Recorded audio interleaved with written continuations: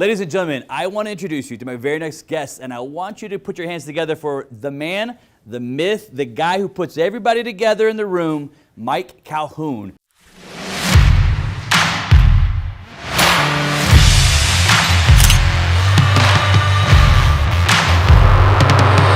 We don't talk about money or sex in America.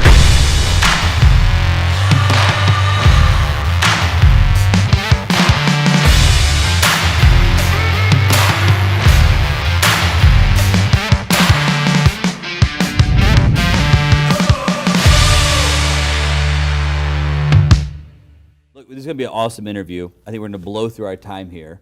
So I got to jump on. I want to jump on some stuff. We are. I think we could go 2 hours. I think we're going to jump on some stuff stuff fast you and I here. over-deliver. That's we what do. we do. I love value, right? We talk about all day is value content, and don't worry about anything but delivering value. You know what we need to do?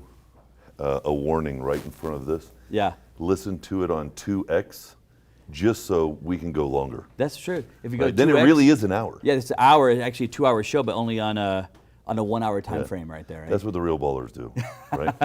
I've tried to do the 2X, man, on the podcast and stuff. Listen to it. It is tough.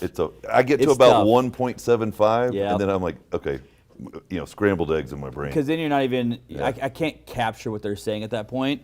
I do like that 1.5 to 1.75 range, depending on what, if I'm exercising or on a plane. Or if it's repetitive. If it's something you're studying. Yep.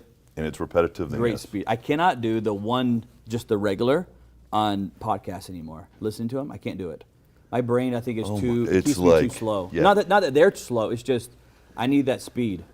Yeah, you can do that after 10 p.m. Yeah. That's good after 10 p.m., get you to go to sleep, right? Man, we got so much stuff to talk about. I want to start off here with, first I want the viewers that don't know you right now, that need to know you, get to know a little bit about how you grew up, right? We all have different stories, different backgrounds. What was it like kind of growing up, Mike Calhoun? Oh, wow.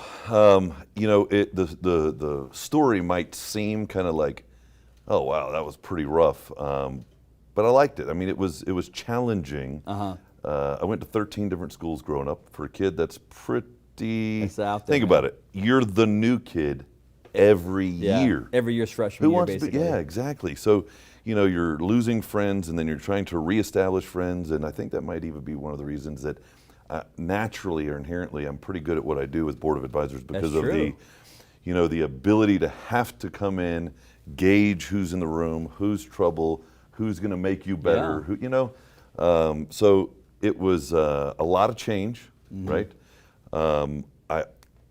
We were not privileged in any manner.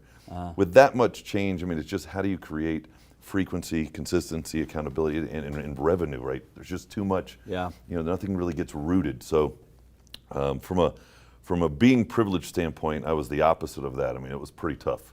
I remember we would, me and my brothers, 3 brothers, by the way. Now, we did know how to beat the heck out of each other. You were oldest, youngest? What were oldest. You? Oldest, okay, I have 3. Yeah, but we were 2 years apart, 2.5 years apart. Okay. So it was brutal. It was brutal. I mean, it was crazy just thinking back. But like we would keep goop. You know what goop is? Oh, yeah. For your shoe. So if you wear through, put a little goop on it. You don't get a new pair of shoes. Yeah. You put a little goop on it and you can go a little further, right? Yeah, you can make it a little longer. Oh, with that, yeah. Sure. You keep the top clean. It's like wood putty on doors, exactly. you know what I mean?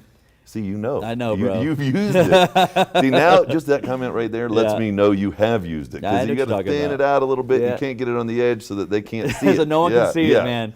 I know exactly what you're talking about. Some people don't even know what that is. Now, you grew up, or into high school, I should say, north of where I live now.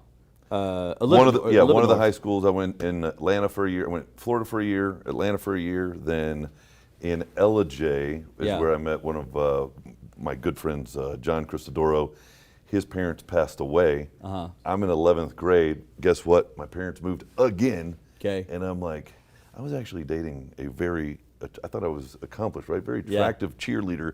I don't even know how I pulled it off, right? Sometimes you're junior in high school now, right? Yeah, this is at the end of 11th grade. Yeah. So I tell my parents, you're moving. I'm not. I'm staying. So John and I moved in together at the end of 11th grade. Was he in 11th grade? Yeah. So you and John. Yeah, John Cristodoro and I. You're juniors in high school, basically. Together. And you guys moved to a house together. Yeah. Just you two. Done. Wow. It's crazy, I right? would not imagine what would have happened if I'd done Well, that. John, have you ever seen that T-shirt that says, it's I'm a with tuxedo stupid. T-shirt, but it says "I still like to party" or something? Yeah. Party Yeah, in well, the front or whatever it is. that's Business in John. the front, yeah. John knew how to party. Yeah. So we threw a party that turned into a complete mess. So I moved out because I can't think. Like I need that quiet space. So I moved out actually onto another property and went through all of my senior year completely by myself. Wow. I mean, That is a very unique story. Zero monetary help, nothing. So I worked. I did. It was wild. Yeah. But it taught me that it's totally possible. It's totally tangible. You just got to do the work, and you got to be organized, and you've got to protect yourself from getting involved in the wrong stuff, right? So there were a lot of decisions to make that senior year, where, from a maturity standpoint, I mean, you're not really that experienced, Right. And I think when we get to some of the other parts of the conversations, we become a product of our decisions Sure, all along absolutely. the way, right? Yeah, But that senior year taught me a lot. My first car, bought my first car at the end of 11th grade, $350.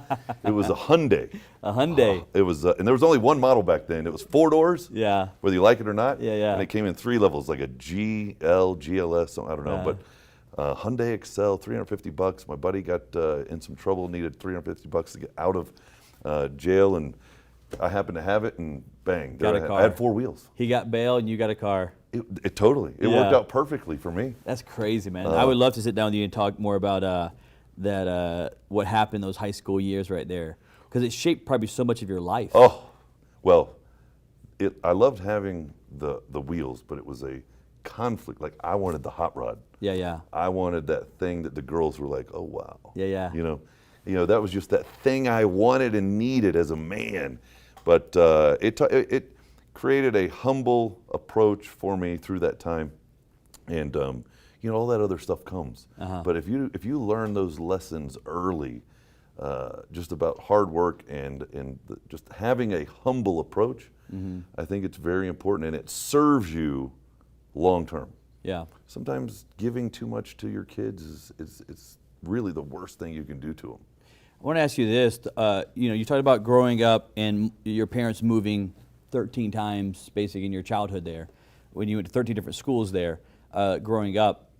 Now that you're an adult, have you found yourself moving more or staying planted a little more? Well, the ironic part is I think change is constant, but I love creating roots. Yeah. It's you become the opposite, right? That thing that you despise, you kind of become the opposite of. So I went to school for tech, but I moved directly into real estate, and I did quite a bit of real estate, actually. So for somebody growing up, hardly ever owning a home, to owning over 200 transactions, which is before I was 30. Yeah. So I had 33 properties before I was 30. Yeah. Right. So there was a desire to accomplish that in my life. Like, you sometimes think, can you do it? Right. Are you preset or predetermined to be able to do or not do something? I try to stay rooted, but if somebody comes along and offers me a lot of money for my property, which sometimes happens, then I sell. Yeah. I want to talk to you about, that was taking us through high school there. I want the viewers to know what you do right now. So obviously I know you've had a highly successful corporate America career. Well, not really corporate. So my kind of track record will go backwards. So I run boardofadvisors.com. I work with the top CEOs and entrepreneurs in the country. We are by far the most diverse organization when it comes to startups, large $100 million, $500 million, even a couple $1 billion companies, right? Yeah. Like the mindset is really where we are different. If you're doing your first $1 million, great. Right. Because you could be that next big thing. Yeah. Or if you are that big giant in the room, we are a peer-to-peer, eyeball-to-eyeball, belly-to-belly relationship, in the sense of the ego's out. There's no measuring of like who made more money. It's what do you need and how do we contribute and give, right? So you take a big player in the room with an emerging player in the room, think about it. What's more appealing to that big player? How do I help? Right. How do I get involved? How do I help you expand? How fast can we do it? What's the window of opportunity? There's a whole different dynamic there when people are committed to contribution to the other person before they ever show up. So that is a little taste of what we do currently, right? At Board of Advisors. At Board of Advisors, right? But going back, one thing that a pretty successful gentleman told me was, always try to keep the momentum in what you're doing into the next thing. So you're not always starting over. And man, I knew that better than anybody. After changing schools 13 times, it's like, man, I don't want to start over ever. Every time was so a that start over. really hit me, right? So I went to school put myself through school for tech, got out, I did get a job. It was interesting, to say the least, right? Then I received my child support coming out of that check, and I was just like, who lives on this? Yeah. Right? And I didn't have a problem with the amount of the child support. I mean, I thought that was okay, whatever, that's fair. But you can't live on what's left over. So I've got to do something different. I didn't know what that was going to be. Sure. So I had a great job, great credit, and I bought a house.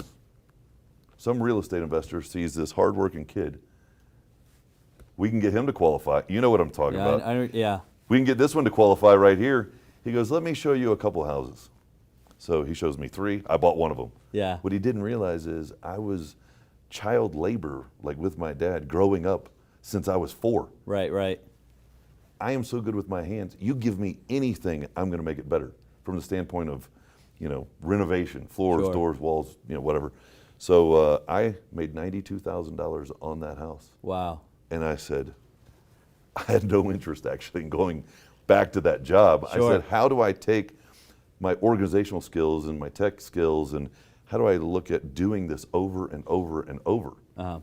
And I did it for like 3 years in a row. But what's funny is I turned my tech and my real estate experience into a real estate software. Okay. And that was really kind of my first lesson of investing. Like, it was cool to buy a house, fix it up, and sell it, but it was always really about the profit. How do you create that end transaction? And this was really an investment in taking our process, delivering it to others that can use it.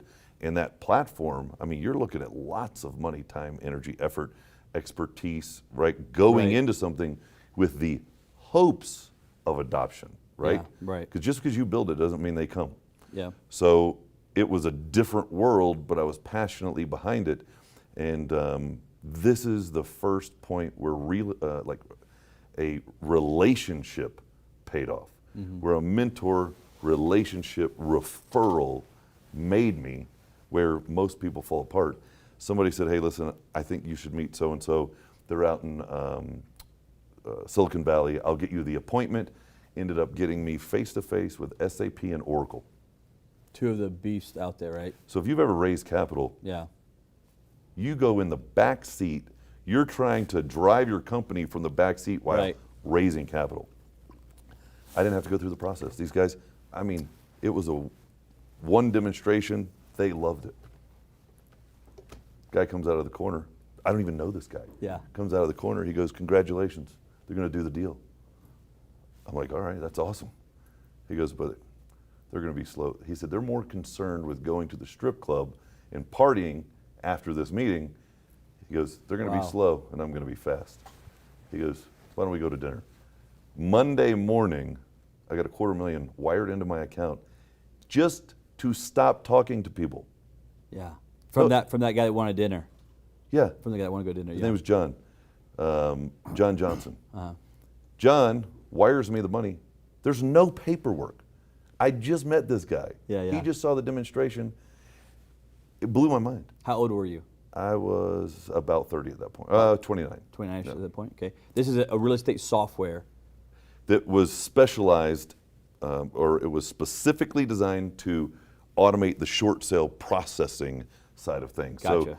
So, we were tied in, we built a website to market properties for my business, but then we were processing short sales in a certain manner, and we ended up striking data relationships, which you're a big data guy, data Yeah. relationships that others couldn't get, which would pipe our packages into a decision maker at the foreclosure attorney, servicers. Then we tied in with LPS Hands and Quality that allowed us to do REO market analysis against. So if you don't take the short sale, then this is the REO you're going to end up with.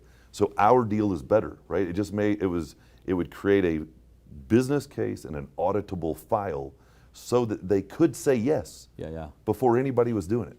They're like, how did you come up with this? I didn't really. I was like, I'm doing this. I'm doing it right? over here, yeah. Yeah. So So did you originally build that software to basically fill a need that you were just For currently, our for you were business, just doing yes, yourself? yes. Gotcha, okay.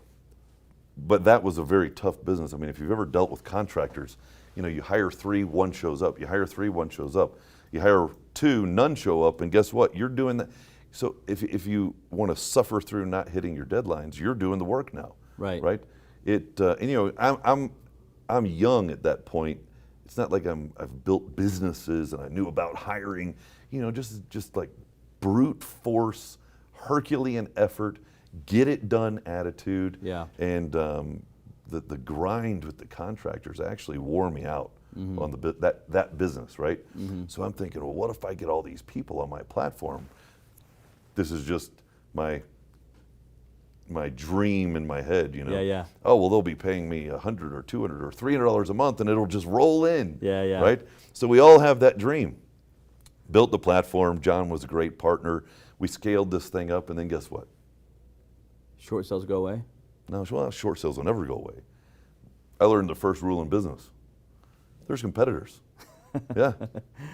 Right? In every good market, there will always be competitors, yeah. A guy I knew, guy I liked, guy I trusted, he was, listen, you're penetrating the market too hard, we're breaking merchant accounts. Like, we're doing $250,000 on a webinar. It's blowing my mind. And this is years ago when internet marketing was just kind of, getting started. And this was all through relationships, right? Just referrals, people that, there was no real strategy or crazy plan. It was just like, oh, I met this guy, he's got a list, we're going to shoot it out to these investors, and it was just working, right? Right. So Greg Clement from RealFlow. Okay. Love the guy. Guy, probably one of the nicest guys you'll ever meet. Mike, you're penetrating my market, man. Yeah. So they built something similar to ours. Wasn't as good, didn't have to be as good. When you're the Walmart of that industry and you give it away for free, guess what? You'll crush your competition. So think about this. Then what do you do? Yeah, I mean, You figure out something different. Yeah, I was going to say, you got to go a totally new game now. Totally new game. So great lesson in life, great lesson in business. There's got to be something that differentiates you, that it makes you different, that they just can't take away from you. And that's what I like about the personal brand stuff that some of my members are really strong with. Nobody can ever take away you. I love right? it, yeah, for sure. So that is, if you can integrate bits and pieces of that, if I really had a strong personal brand and I was that thought leader on that real estate front, my base would have been more loyal to me than the tech, because when it's about the tech, it's about the price. Right. Right. So, I learned a lot of lessons through that, but that parlayed over into another guy going, hey, you're great at this. Let me introduce you to, and he introduced me to a company, Goodberry, out of Australia, which sold out. We teamed up with them. They sold out to Adobe. We ended up partnering with Adobe and delivering a business automation platform all across U.S. And then I go to a conference, meet a guy. He goes, I want to do that in Australia. So now we're serving U.S. and Australia with a super competent platform when everybody's getting to this realization they need a website, right? Remember when it was like, you don't have a website? Yeah. So that was an amazing experience, because I got to deal with every type of business you can possibly imagine. I mean, from big corporate car dealerships, auto groups, spearfishing guys, software platforms, coaches, speakers. I mean, it didn't matter. I had credit repair. Oh my God, we did so many credit repair websites. And then what we would do, dentists, chiropractors. Then what we started doing, because it was called bizblueprint.com, right? We still own it today, but we would pick verticals. Okay. We go crush it in like the chiropractor space, the dentist space, the professional services space, and so forth. I would lead those initial acquisition conversations. Right. These CEOs and these owners would tell me everything about their company. It was like I was Karate Kid, the wax on, wax off. I didn't know what I was learning. I just knew I was trying to acquire that customer. Right. Because once we did the build out, maybe it was 25,000 or whatever, then they're on the platform. Remember, I'm always trying to create this platform. So I have this dream in my head. If we can put enough people on the platform, then I can sit back and the money just rolls in, right? So that process of just pushing through on that platform with all those companies kind of Miyagi'd me into really understanding business models. Which ones work? What are the Achilles heels of them? You know, restaurant models do work, but they also have some really challenging problems, right? Or, you know, platforms do work, but they have some challenging issues.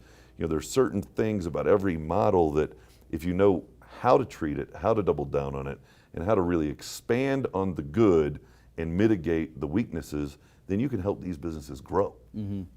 That, I think, is another element. That experience is another element that carried on into my conversation now with BA, right? So like we went through your model today. Right. I was able to really understand how all your pieces go together and how that makes sense for what you guys are doing. But now that I get you, I'm your best advocate. Right. I know how to bring you the right conversation so that, you know, it's a meaningful relationship for you and an opportunity for you. Yeah. On that note right there, you talked, as I was listening to you go through your different business that you ran and built there, you kept using the word introduction. Oh, there was a bunch of bad ideas in between there too. Yeah, trust me. Like 10 for every one that really kicked. That's the entrepreneur life, isn't it? You think that's part of it? I think entrepreneurs are gifted individuals from the standpoint of they have a desire to create. Right? I think everybody has a desire to create, whether you're that, you know, that home mom or dad that just wants to plant the garden in the backyard. There's a desire to create there. But I think entrepreneurs are these innovative beings that want to create something for the purpose of somebody else's benefit. And there's a value exchange there, yes, and they get paid to do that. But they're truly looking, they're problem solvers. What is this void? What is this opportunity, either in the marketplace or a crisis or, you know, a pandemic? It doesn't matter.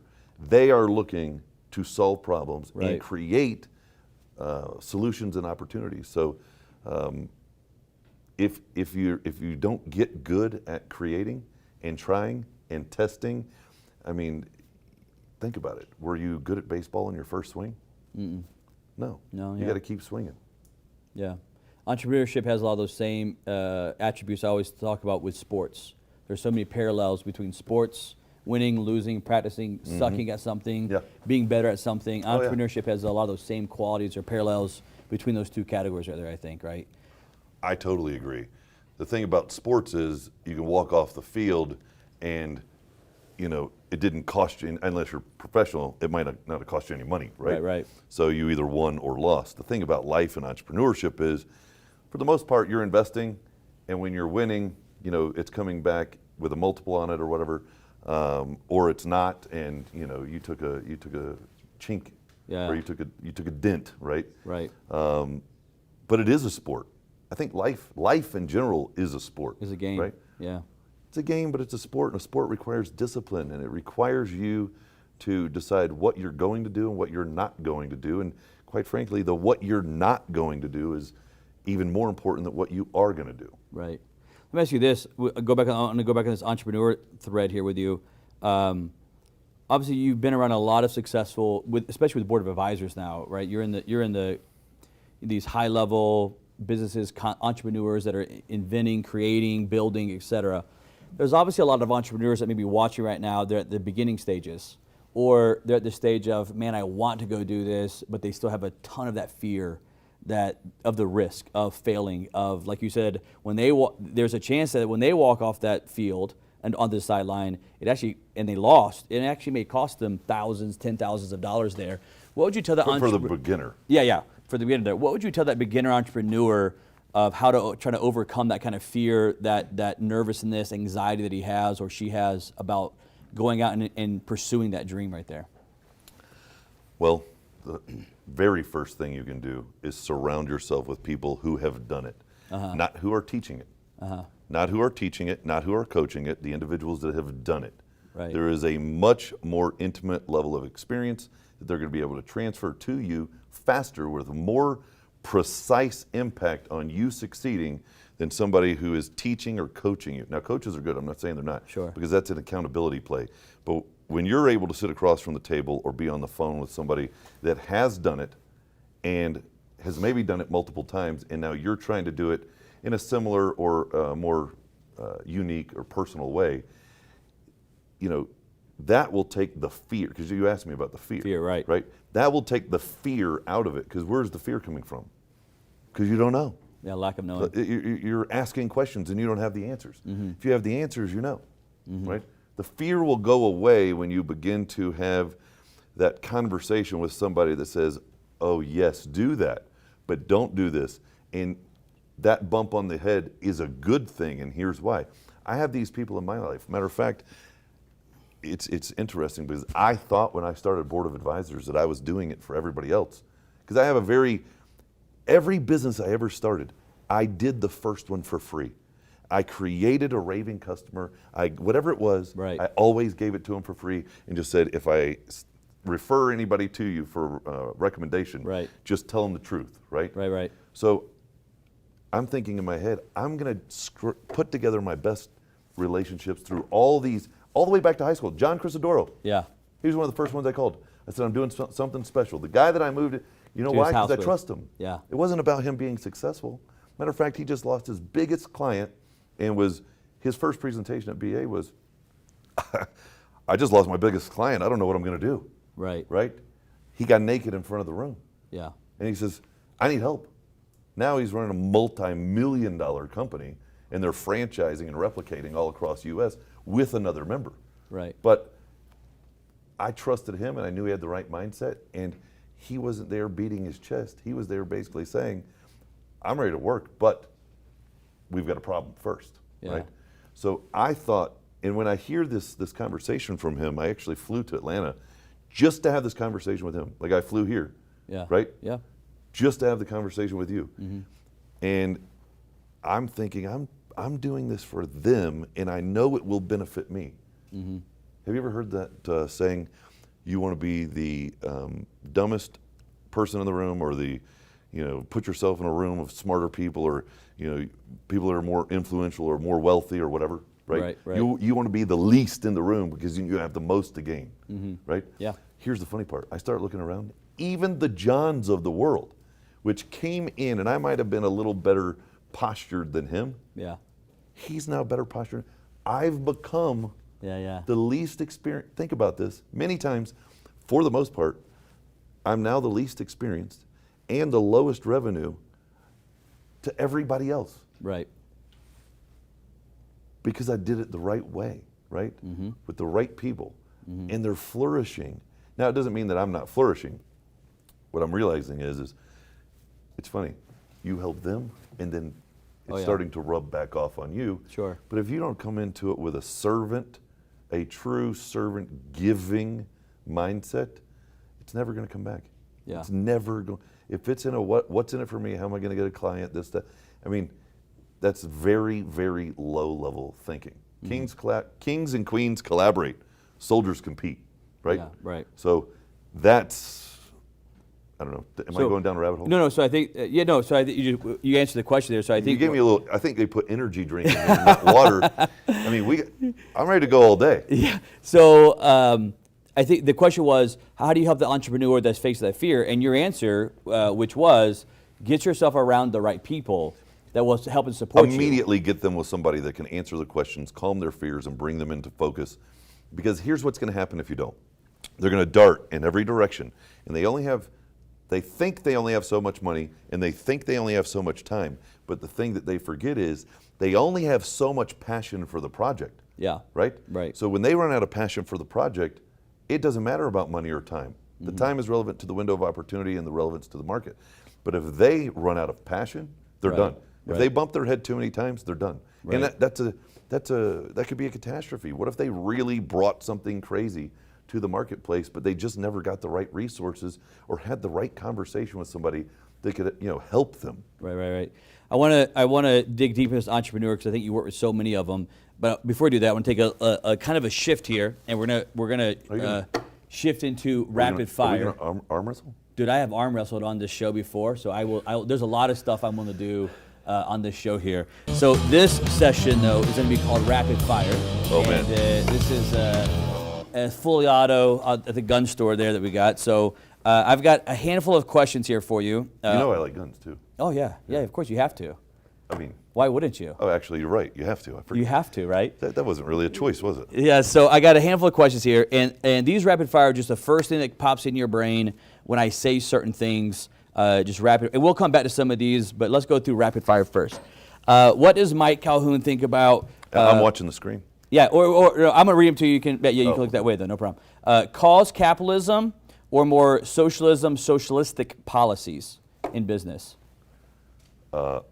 I only recognize the word capitalism on that whole card.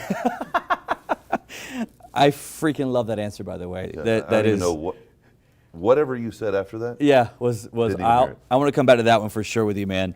Okay, a rapid fire. What do you think of when you hear the term or the word mastermind?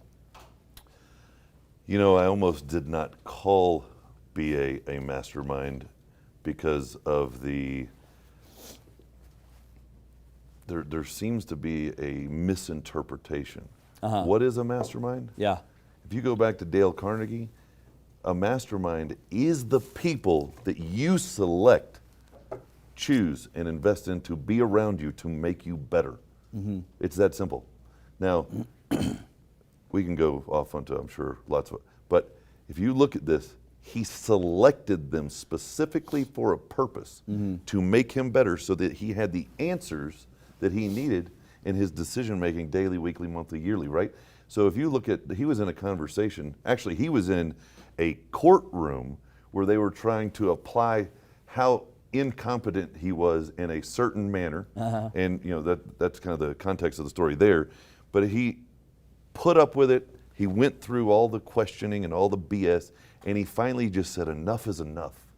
He goes, at any time of the day, can press, he goes, I have a bunch of buttons on my desk, and I can press any of these buttons, and I can get an answer to any question from the absolute best expert, experienced person on the planet right now, right? Yeah. To tell me exactly what to do.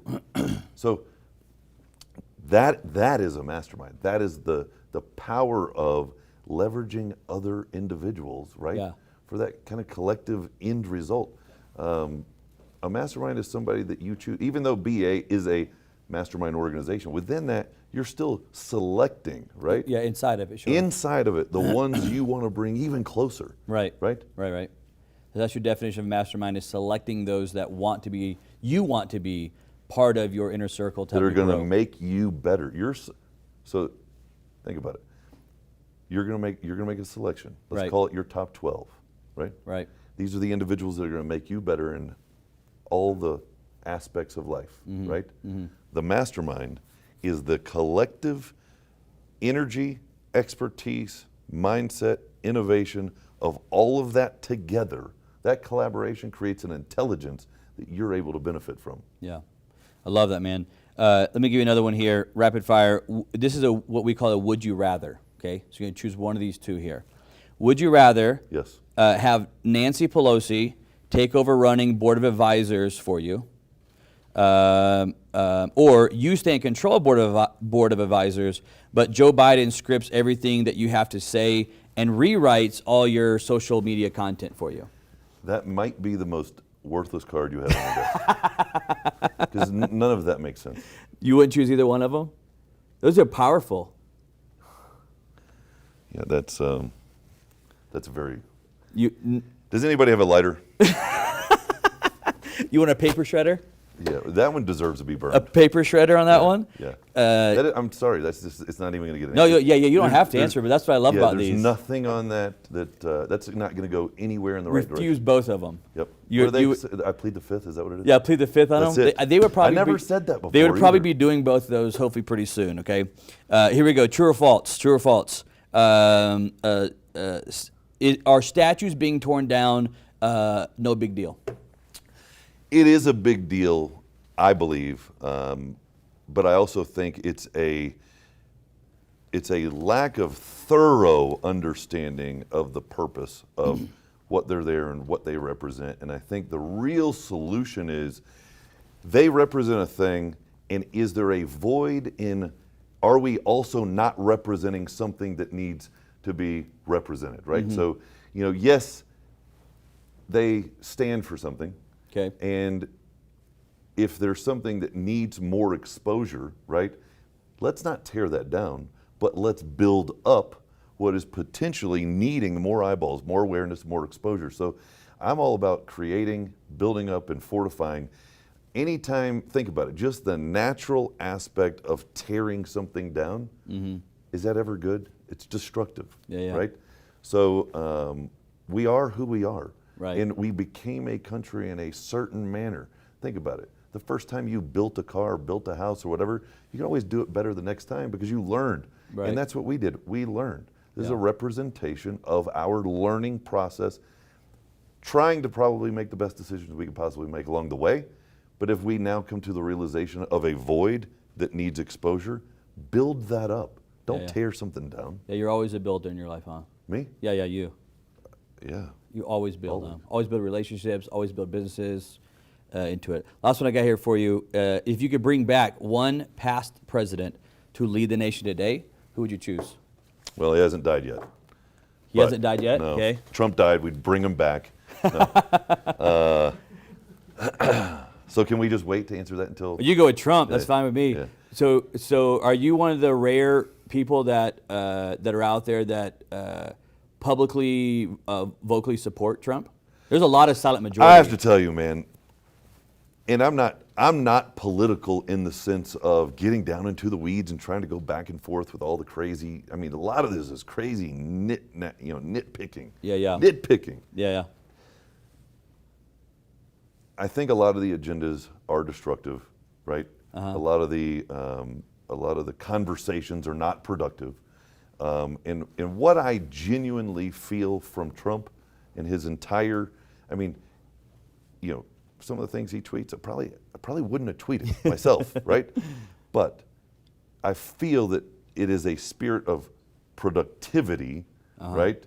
Of building up the individuals, the companies, looking at what companies need to be built up, what people need to be built up, what policies, even from a foreign policy standpoint, like what's hurting America, what's helping America. So I feel that there is a productive spirit in that leadership. Everybody can break down all the little details and we can get into that goofy stuff, which is meaningless, but I'm not feeling that from the other side, right? And one thing that Trump did say is, who wins an election saying I'm going to raise your taxes? I mean, I don't. Yeah. Has anybody ever done that before? I don't. I've never heard of it. I mean, I've heard. I mean, I don't. No, I haven't heard it. I've never heard of that. Yeah. So I don't know. That's my perspective. Did I answer it? Yeah, for sure. I think this is unique because probably out of most people that interview, you may have the most insight on this. And I'd love to talk to you about it. And I think because you have so much connection, you're one of the most well-connected business owners that may be out there today. I always you like are to well say, connected. Yeah, I got a guy. Yeah, you got a guy. Change that though to I got a guy or a gal. Yeah, right? yeah, or a team, right? I have somebody. Yeah, you have somebody. You're extremely well connected, and obviously, especially in business, from companies around the nation. You're a sharp dresser. Oh, we had I a was whole trying to help you with there. You sound like you were going down a track. Me and you have had a conversation on custom suit building and Sense of humor. Yeah, we're gonna have to swap suit guys Charming. and these are all your terms, not my terms. But I I'm think telling you, you guys switched out the water. I think you have some incredible insight that I've never been to ask somebody about because you have so much insight in business, and I want to tie a little bit of politics into it. Sure. Not going down into deep rabbit holes here, but you see this stuff of regulation and deregulation, red tape in businesses, and people that are in politics that are making laws about businesses that have never ever ran a business, but then making laws about businesses. How do you think that affects businesses when people that are making laws have never done it before? When you've never done something before, how are you going to do it well? Yeah. It's very, very simple. There's no reason to overcomplicate it. And that's where a team should be built around what is the outcome that we're looking for? Who is it that can get us the best plan for that outcome? And then if you're saying maybe the politician is the one that becomes the ambassador for that plan, but for them to be the architect there, I just think that's a misappropriation of roles.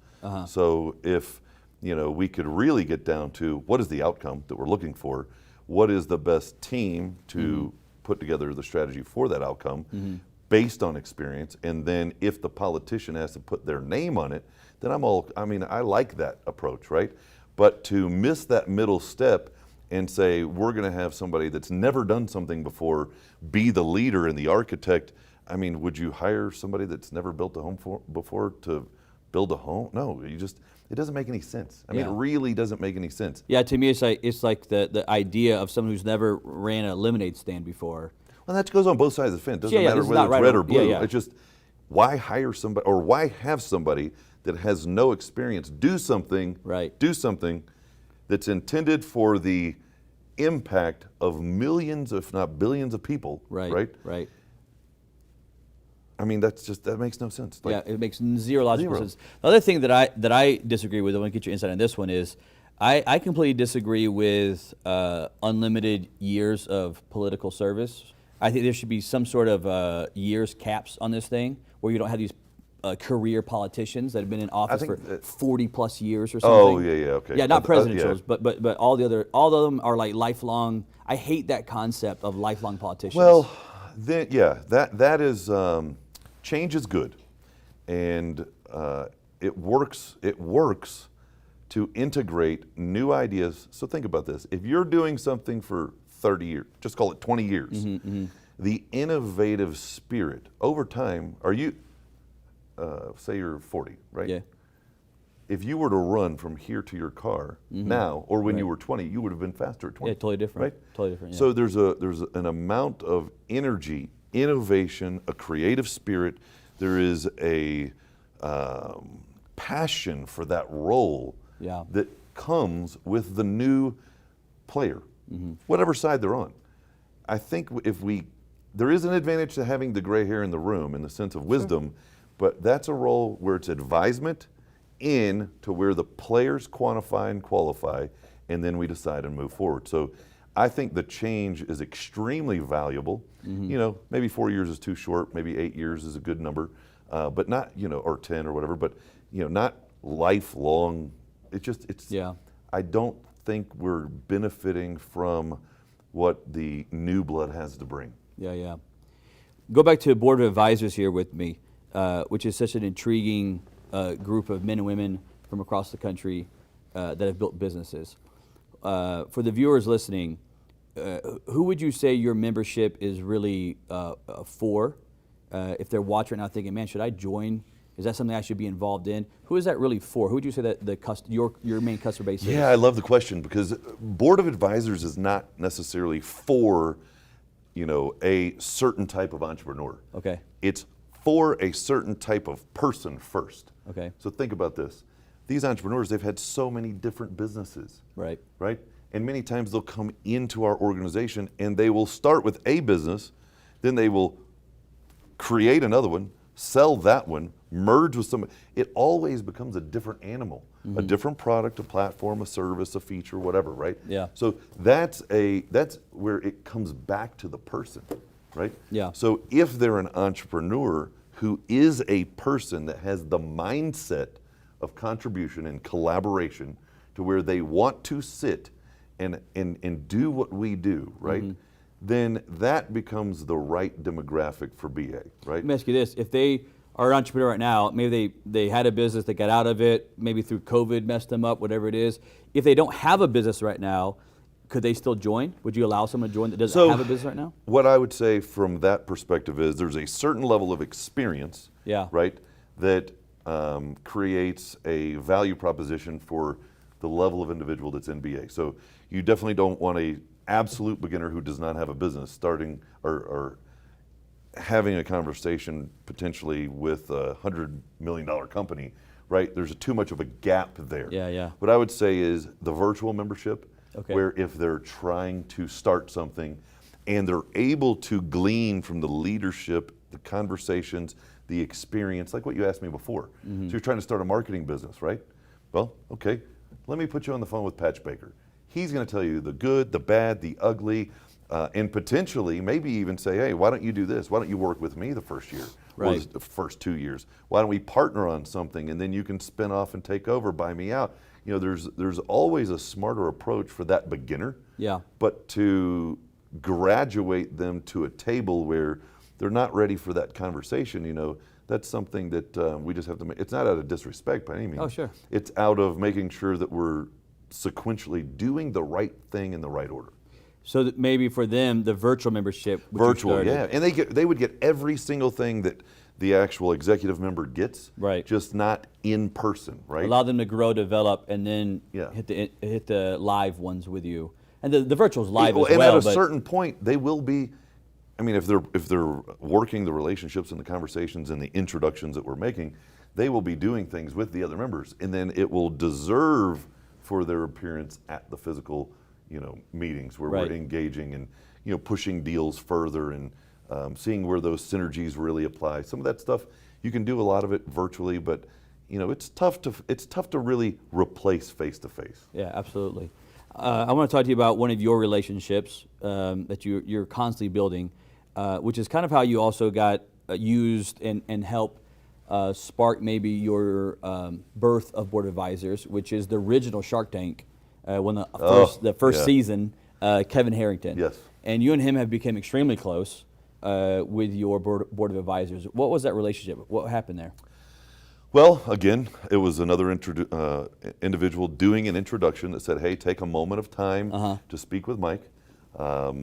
I met Kevin he goes, I'm flying out on this date, and I just happened to be, we were crossing, right? Yeah. So I got there a little bit earlier than normal, made sure that we had that face-to-face connection. You know what's funny? Everybody is trying to kind of get something from Kevin in the sense of, you know, let's do this deal together or get you to invest or whatever. Yeah. And I just said, pitch a product to him. I just said, Kevin, I want to share with you what I'm doing, but I want you to genuinely have your attention. So first I want you to share with me, what is it in your world that you want to do better? Wow. He was like, what? So tried to go back down the, you know, Mike, what are we here for? No, I said, what is it in your world you want to do better? So he loves sharing his story. He loves it. Right. He loves speaking. He loves talking about the deals he's done. He loves mentorship. He's got a new book coming out, Mentor to Millions with Mark Tim. But he loves that. He's at that stage where he loves telling those stories, right? So that other people can benefit from it. And he goes, Mike, I would like to be, I think I'm pretty good now, but I would even like to be better at doing that. Yeah. I said, no problem, done. I introduced him to Joel Bauer. Boom. Next thing I know, he's gone from Tampa to LA to meet with Joel, right? Yeah.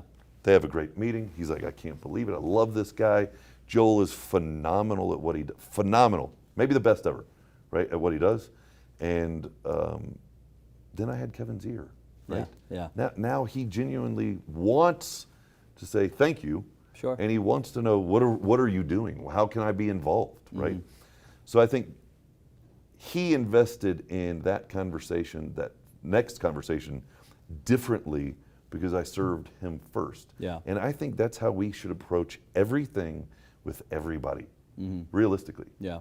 Because you want first off, if you don't have their attention and you don't have their desire to help you, you're not really going anywhere. Just kind of noise, right? Yeah.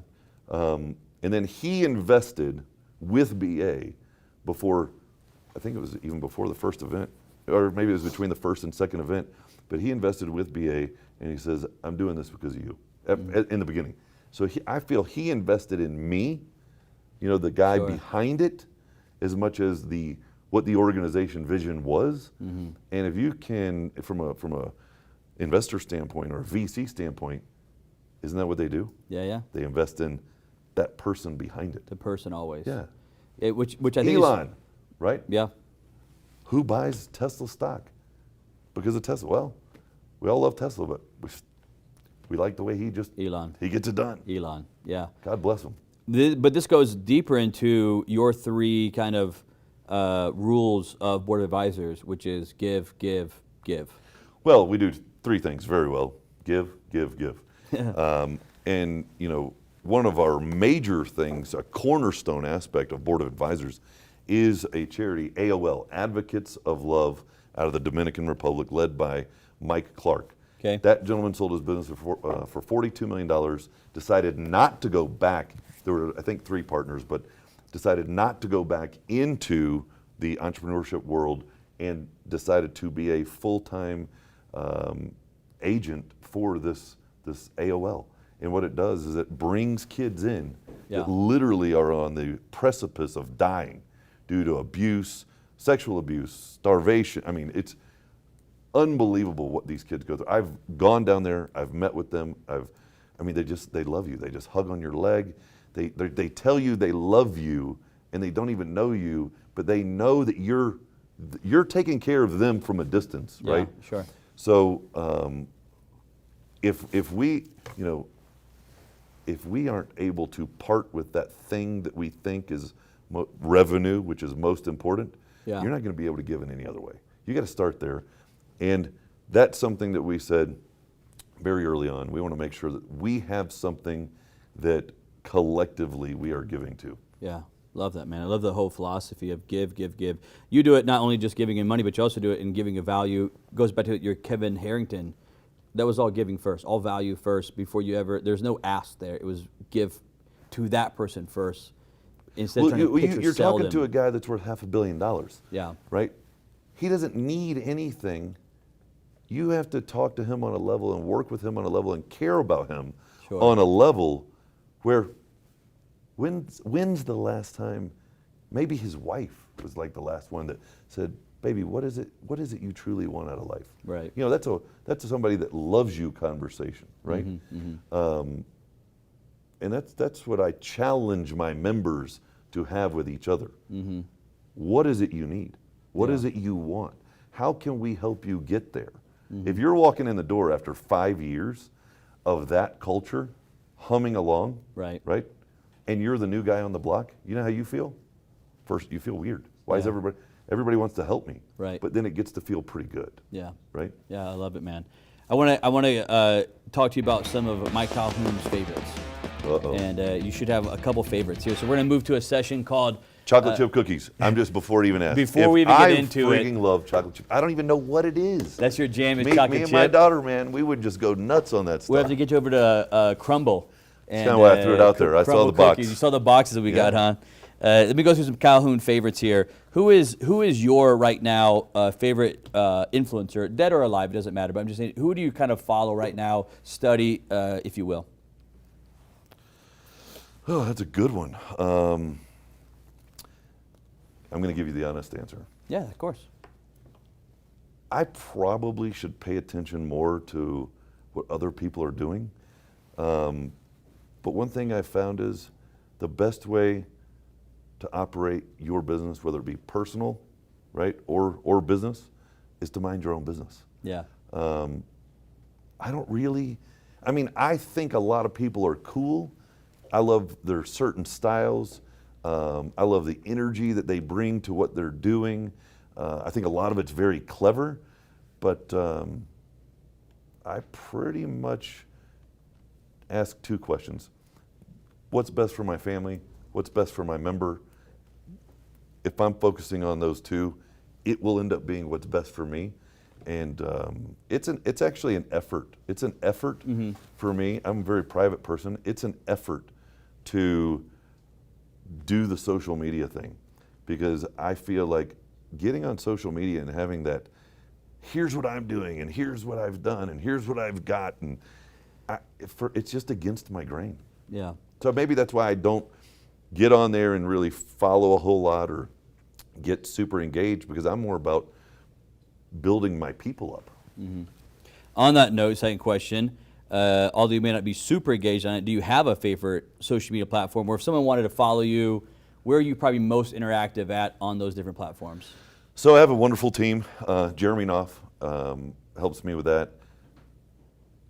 I would say Facebook, only because it's the one I'm most familiar with. And then probably, I think LinkedIn is more relevant for me. Okay. So Facebook is something that, I was a very early adopter. I've just been on, I'm familiar with it. You build your groups on there, your pages, and it's just because of familiarity. But I would say at this juncture, LinkedIn is probably better for the conversation that I'm having with the level of entrepreneur and the individual that wants to start, sell, buy a business. Are you big on TikTok? So I can appreciate what TikTok serves, and again, it's just another platform. Yeah. Here's the innovative part about being an early adopter, though, too, like a TikTok. So Right. if you're early on, the algorithms are going to work in your favor Sure. extremely, extremely well to get you eyeballs on yourself that you can then reflect back into the platforms that may be harder now Right. to get that exposure. So the genius part of getting on a TikTok and the genius play is be an early adopter, get all the eyeballs you can get, be very, very sold on your message, what you're doing, who you're talking to, and just actually that would be probably, a really good move for myself. Then bring that audience and refer that audience back to a LinkedIn or a Facebook, just more of a strategic play versus how much do you really like the platform. Right. I mean, I've seen some silly stuff on there, and I've seen some clever stuff. Yeah. Tell me about your, you got a favorite holiday? Favorite holiday. A favorite holiday.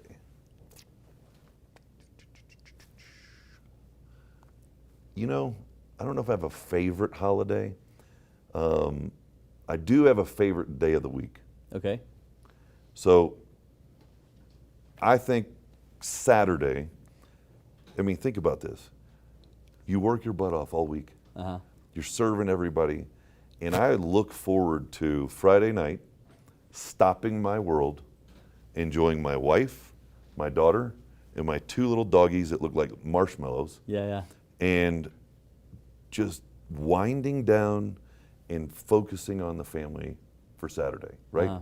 Like, I think that for me, you could actually take all the holidays off the calendar. If I can maintain that once a week, I don't need a holiday. Yeah. I'm not saying I don't like holidays. Sure. I'm just saying, I think that for me is, I look forward to that every week. Yeah. Like you look forward to a holiday, right? You're saying you look for that Saturday as though it is a holiday almost in your world. I do. I recharge, and I haven't done that very well in the past, but I'm doing it better and better now. Right. And it benefits you, your relationship with yourself. I think the thing that an entrepreneur does is an entrepreneur actually stays too busy. And yes, we are designed to work, but we are also designed to rest.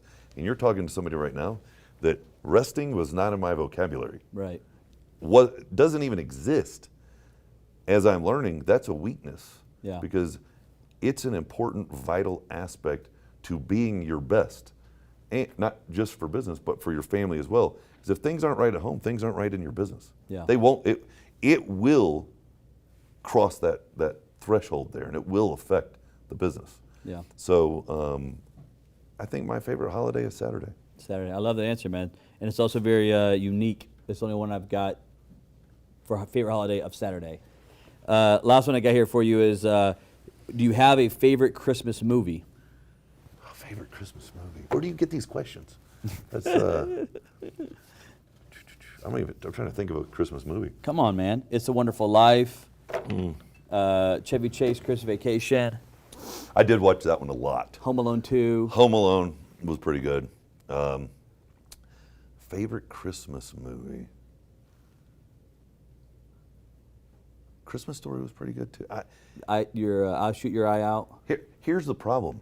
But if in my previous kind of just, go work your face into the ground mode, the problem is if I sat down to a movie, especially at home, Yeah. I only made it half the way through, so I don't even really know what happened in half of those, right? I mean, I'm telling you, Yeah.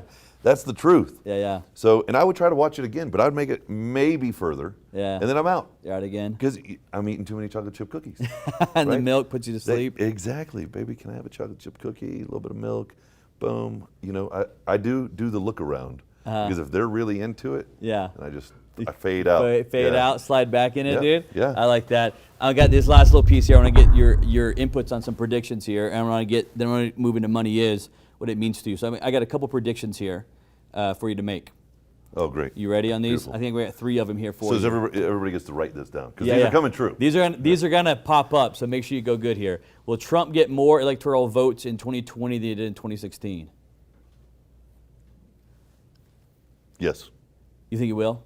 I was just trying to look into the numbers there. ethos. Yeah. I think he will. This is not a prediction, but you think that means you think Trump will win in 2020. Yes. You think he will? Because you're in Florida, Yes. right? That's where you live. Which I'm gonna see. Oh, there it is, right here. Will Florida remain red in 2020?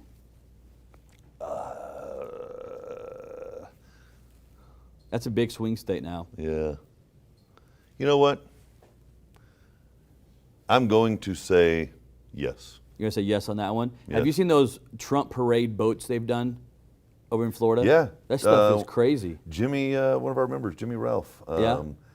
He was just at one, Salesmakers Inc. and Talk More Wireless, and it was like 120 boats. Yeah, oh yeah, Like, it's crazy. It was crazy. It looked like they have a big Gasparilla. It kind of looked like Gasparilla, but Yeah. it was massive. They said I was watching one recently. They said they've done a couple of them, and one of them they recently did in Florida broke the Guinness Book of World Records for a boat parade, and they broke it off of the Trump one there. And then last prediction I have for you here is who will win the Super Bowl this year? And you're not I don't think you're a huge football fan, right? Well, I mean, this is obvious. The winner. The winner will win. The winner will The win. winner will win. The winner's going to win. Your prediction is that the And winner will wins win. every time, by the way. Okay. I don't know who's in the Super Bowl. Well, We don't know yet. Do we? Tampa Bay. No, but Tampa Bay with now Gronk, and they picked up, of course, Tom Brady. Dude, they're looking pretty good down there Yeah. where you're at, man. Are you going to pull for them this year? Well, The I wouldn't be Buccaneers? loyal if I didn't, because they're in my backyard. So let's say yes, I'm going to pull from them for them. You got a good shot at winning if you pull for them. I'm going to pull for them. They surprise me though. Sometimes that you think they got it, then they don't. But let's do it. Yeah, but pulling in Tom Brady, like I'm a sports fan, of course, with AC Sports, and uniquely, a lot of sports people hate me in the sense of I only put my support behind a team that wins. Well, if we could get Trump to win and them to win, we could actually have a collaborative party. Yeah, you'd be Yeah. on all. Yeah, you'd hit Trump and Buccaneers, dude. It would be the Trumpineers. the Trump. Yeah, that would be a cool party. That'd be a party I would attend too. I'd bring my +1 as AOC, of course, though. With Dude, you. he said something the other day. I just got to share this with you. Yeah, He yeah. said something the other day. He was talking about some of these people in his organization being so tough that they've never cried, not even when they were a baby. Maybe they did, but no, probably not. Probably not. I was like, that was the greatest. I love that. Yeah, some of the statements. That's man. confidence right there, Yeah. right? Oh, for sure. Yeah, maybe when they were a baby. No. Yeah, probably Probably not even though. then. Probably not. Yeah. Yeah, no, he's got. I don't know if you saw the one recently he did where he was at a press conference with the news, and they asked him about COVID, and his reporters kind of attacking him in the building, saying, how do you feel about breaking all the laws with COVID and not wearing a mask in here and so forth? I don't know if you saw that where his response was, well, it's okay because we're at a peaceful protest, so we don't have to wear them in here. Dude, it's like classic Trump answer, man. Oh, dude. Oh, they asked him one this morning, and I'll let it go. Yeah, yeah. They asked him one, they were like, it sounds as if there's a rumor going around that you're saving the world from like evildoers and terrorists, and this lady goes down this list. Yeah. And he just pauses, he goes, well, is that a bad thing? like would we what? stop doing that? Yeah. It was funny. He's good, man. He's Yeah. quick on camera, dude. Yeah. I mean, he's 70, I think, 2 right now. Yeah. And his mind, if you think about it, man, his mind is so fast. Yeah. Some of that stuff. So, all right, I'm gonna move on, man, because I go all day right there. This is the whole reason we started this, man. Money is blank, and we got a great shot of you right here. Great picture of you here. And this is going to be an exciting one because you're so well connected and so many moving parts you have in your business. So you write the answer here, sign it right here, and then I'm going to show the crowd, the viewers, what your answer is, and then you're going to talk about why you wrote or chose that By the way, I answer love right these there. boards. Yeah, you said you wanted one, so I'll get one shipped out to you. Beautiful. I'll get one shipped out to you. So this thing writes on here? Yeah, it's a Sharpie right there. You got it. Okay.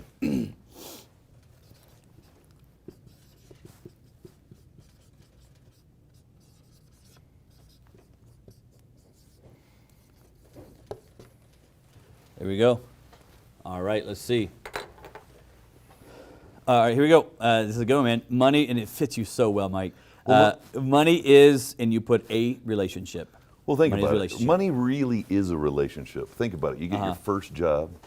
You got this new money in your pocket. Right. It's burning. I mean, it's like, it's hot. Right. You've got power. You've got, you can buy things, and you get your first car, and you got your first watch, or you got whatever it is. You're Right. You're accumulating some stuff, right? Which is a good feeling because accomplishment is a good feeling, right? Right, sure. But then think about this too. You meet your wife, meet your significant other. Ooh, it is. I mean, if you meet the right one, Yeah. it's hot, right? Yeah, sure. In the beginning. For sure. But there is a maturity process because you have to respect money, right? And it will take care of you in the long run.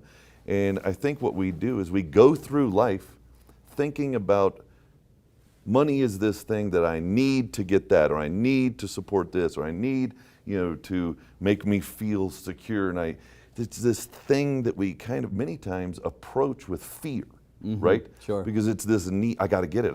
And then that person, they got more than me, and we're in the same industry, and how did they sell for double or whatever? So there's this competitive, almost like approach from a need standpoint. And really, it is, if we think about it correctly, money is a relationship, and if treated appropriately, it will take very good care of you. If respected, if you're disciplined with it, it's also your worst enemy. Because if that relationship isn't healthy, think about it with your wife or your friends, your buddy, whatever. Sure. If it's not respected, and if it is abused, and if you invest in the wrong areas, it can harm you it can ruin you, it can bring you down. So I think money is a relationship, and I think the better you are with that relationship, the better money's gonna serve you, instead of you being the servant to it, because most people are actually the servant to their revenue, to their bank account, to their sales, that's how they measure themselves, right? Yeah. But with a little bit different mindset, if you're thinking about it from a relationship standpoint, am I respecting it, right? Am I investing it? Right. Am I giving? Yeah. That's something that people completely omit from their money equation. Where is it in this equation where I'm contributing to somebody else and I'm giving? Right. Because if you aren't, man, you're making the first mistake of money. Yeah. It's not going to come back to you. You're right. And giving follows right back into investing, right? But I would say if there's the biggest thing that we can take away from this entire conversation, if anyone out there is listening, think about your best relationships, your best ones, Yeah. right? And is that how you are approaching your relationship with your revenue, with your money, with your job, with your investments, right? Right. With your customer, with your leads and your prospects, right? Right. Think about this. If you're approaching their money, right, with respect, discipline, I mean, if you're approaching their money like you're treating your money, right, they're going to love you or hate you. So I'll leave you with that. I love it, man. Money is a relationship, and I think about, there's so many angles to talk about there, but the one that comes to my mind is, in all my business, different successes that I've had, it was all relationship based. Always. Always relationship based. I'm not saying we were business partners, but I'm just saying it was relationship based. When I find my success, it was relationship driven somehow. I love that you use the word money, but what if we actually changed it to the word currency? Yeah. What's the highest currency ever? Mm-hmm. Relationships. As I say, time was to be one. Relationships. Yeah. Right? It is. Mm-hmm. Anything can be accomplished through a relationship. I can hand you all of my cash right now, and depending on where you are in the world, you cannot accomplish anything through that. Right. Right? But with relationships, you can. Yeah. Right? So, and money, my other thing, if you gave me two boards, I would say money is always changing because the value store is something different based on where we are on the timeline, where we are geographically, right? Right, right. Like you're in the middle of the desert, you don't care about that wad of hundreds in your pocket. You would gladly give it over for whatever you put in my drink here. You would gladly give it up. Right, you're right. It means yeah. nothing to you. Sure. That value store means nothing. The energy drink means everything. Right. So I think right now, going forward in this time of uncertainty, Yeah. money is going to change. You're going to see a rise in, I think the stock market's going to do very well, and then I think after the election, we're probably going to have a weird scenario. I think you're going to see the adoption of crypto. I mean, people are buying gold and silver like crazy. You know, they're looking at other areas to put their money, right? But it's all value store, Yeah. right? So what I would say is, where are you putting your value? Yeah. Which would go back to your answer of, put your value in relationships. Hey man, if you look back at the Bible, Yeah. what did Christ say? Give to Caesar's what is Caesar's, Yeah. right? Yeah. The relationships are all that matter. Right. They really are. Yeah. Then you have everything you ever needed.